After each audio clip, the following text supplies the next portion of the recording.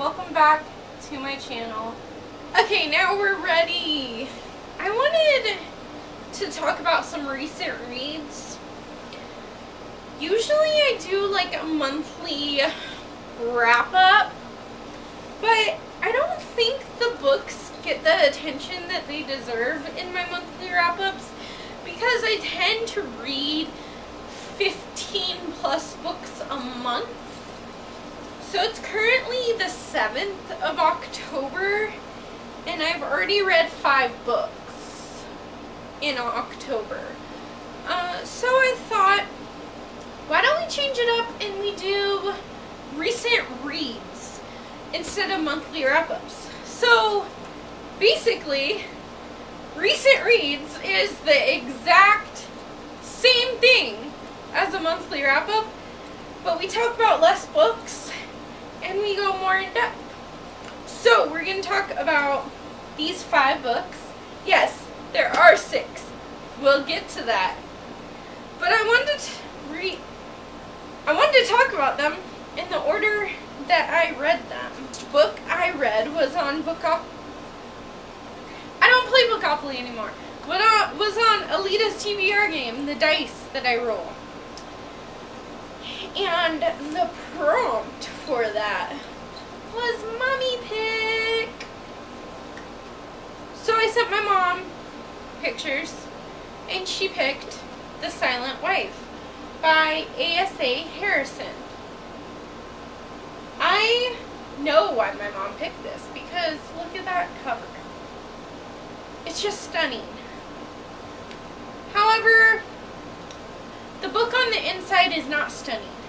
The book on the inside was a 1 star.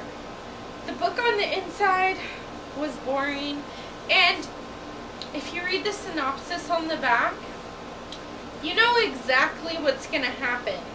And that, I'm still angry, okay?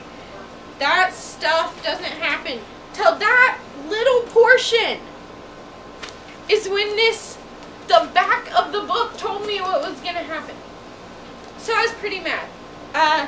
So I did not like that one. The second book I read was actually a reread. I know, it's shocking because I don't reread books. Like, hardly ever. Hold on, let me not eat my hair. It doesn't taste good. Okay. But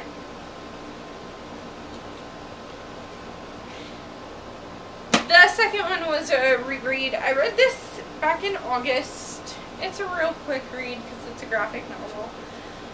It's Through the Woods by Emily Carroll. I rated it 4 stars the first time I read it. I think it would be a 3.5 or 4-star book again. I kinda, now that I've read it, I love the art style. Look at that art style.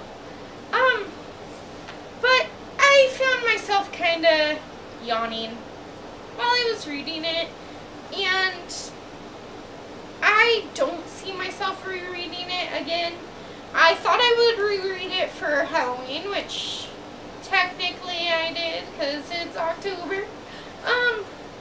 But I don't know, it just wasn't for me. It was a little weird. Not as spooky as I had hoped it was, but maybe it's not spooky because I've already read it once. So I think I'm going to be unhauling this one. It's still a good fall recommendations book, and it's still worth reading at least once, but I don't know. I think I'm just over it. The next one I read surprised me. So, for everyone that's new here, I don't read series. I hate romance. I think that's it. Well, there's a lot more I could talk about forever. But, let's just go with those 2. The Wedding Date by Jasmine Guillory. This is a romance. And it's the first in a series. I think think it's like a companion novel series, but it's so outside my comfort zone.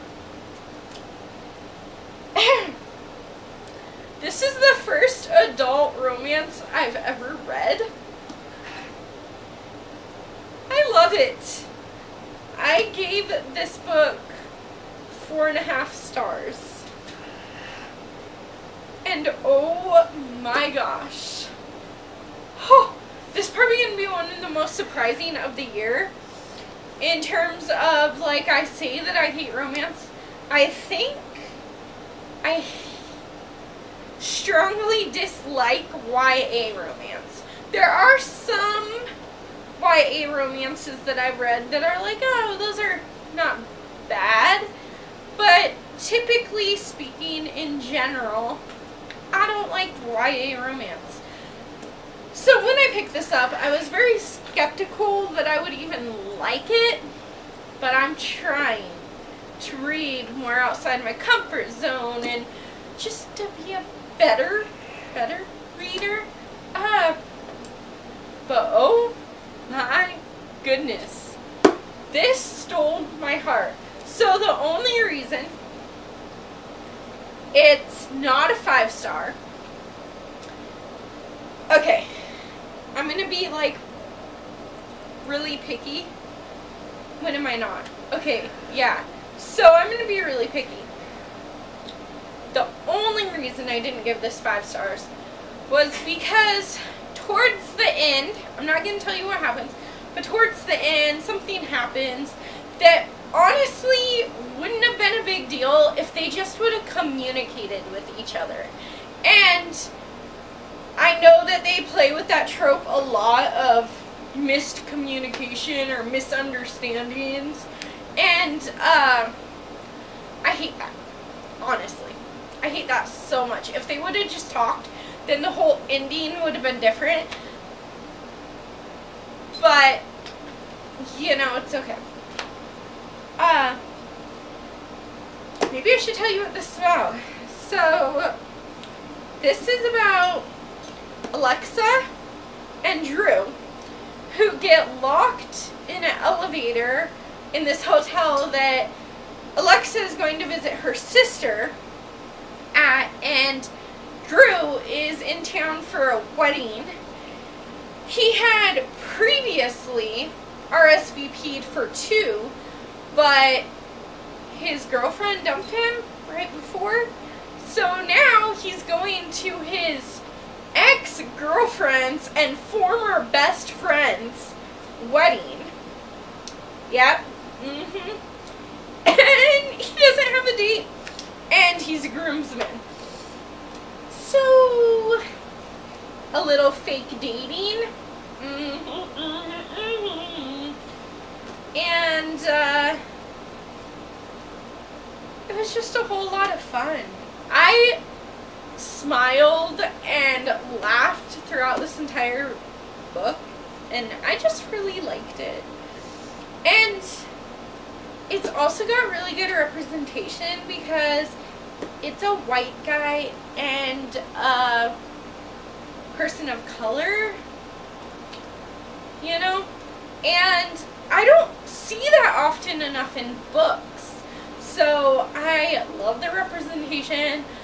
Alexa is a curvy girl, and she sees that a lot of people Drew hangs out with are like skinny blonde white girls, and they're like super skinny, like I can't even suck in enough to be like as skinny as they're talking, like a toothpick, like they could blow over in the wind type of skinny. And she has self-confidence problems because she's curvy.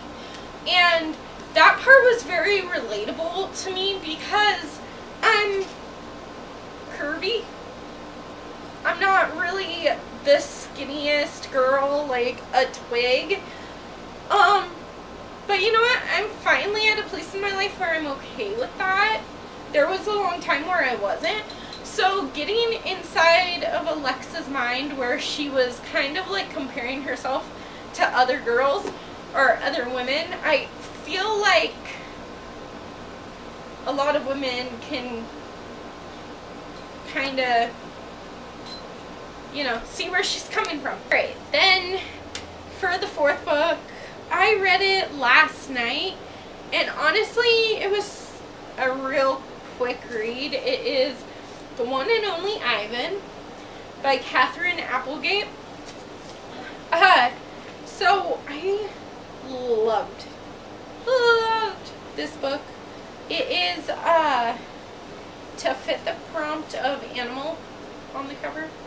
Oh yeah, animal on the cover.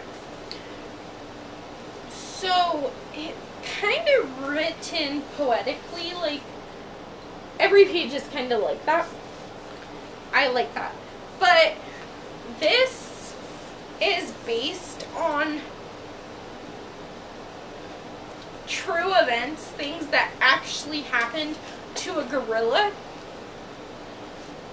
But like Ivan was made up, and I think his name is really Ivan in real life. But what happened in real life was that this gorilla named Ivan lived in like a shopping mall with just this little tiny cage.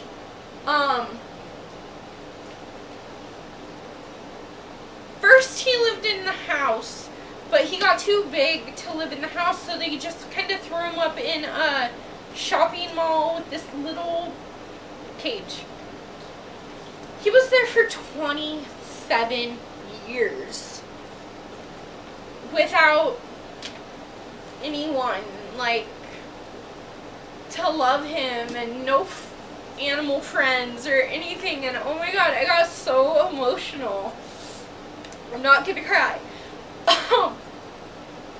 But the story is about this girl named Ivan who lives in this shopping mall in this little cage. And then next door to him in a different exhibit is elephants. And then there's this dog who is a stray, but he ends up hanging out with them all the time. And it's kind of their story of trying to escape the sadness of the mall to go to live free in a zoo. And oh my gosh, this book literally broke my heart. I was crying last night. Asked my husband. He was like, "Why are you crying?" I'm like, "Shut up. Shut up." But any book with an animal, you know, is going to be heartbreaking. This did just that. I think it's like middle grade, but oh my goodness, I loved it. It was 5 stars. Alright, so let's end on not such a happy note, because I finished a book earlier today. It was August. I read If I Stay by Gail Foreman. I loved this book. It ripped my heart out and stomped on it and left me brokenhearted. Let me just say, this is why I don't like series. This is why I don't read series. I read Where She Went, which is the sequel to If I Stay. They look nice together, though. But Where She Went by Gail Foreman. So this had potential, okay? It's from Adam's perspective, as he is making it in New York with his band.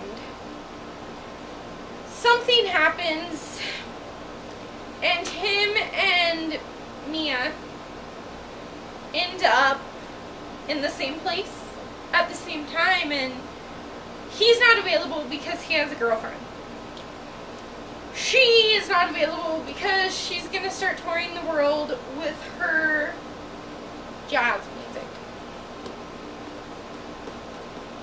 Which were both parts of the story, like the jazz and how he's in a band, like a rock band. that was all in that story. But this story, If I Stay, was so hard-hitting and so cry-worthy. 5 stars all around. Where she went is the trope of you only have 24 hours together and it's like your lost love, and yeah. I